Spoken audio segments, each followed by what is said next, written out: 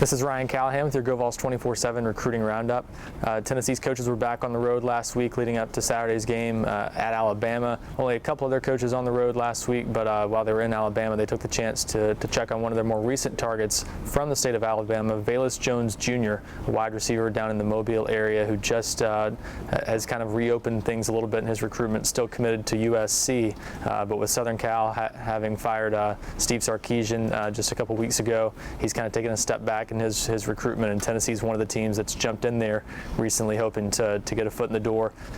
And also Tommy Thigpen was on the road last week, the linebackers coach, checking on a couple guys in Georgia, mostly 2017 prospects, Malik Herring, a defensive end from Forsyth, Georgia, and then MJ Webb, also a defensive end, both those guys being targeted by Tennessee in the 2017 class, and then Lynn J. Dixon, a class of 2018 running back who has an early offer from Tennessee, along with a couple other guys in Georgia, but those were some of the main ones he checked on last week while Tennessee was on the road. But next week, Tennessee will be coming back home to play host to South Carolina. Looks like Tennessee will host at least a couple of official visitors, starting with a couple, or at least one of their top offensive line targets, Marcus Tatum, an offensive tackle from down in Daytona Beach, Florida. He's been in Tennessee once before.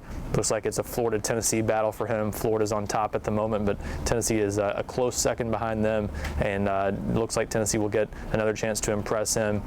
That's an important visit for Tennessee, maybe his last chance to get on campus before signing day or before his decision.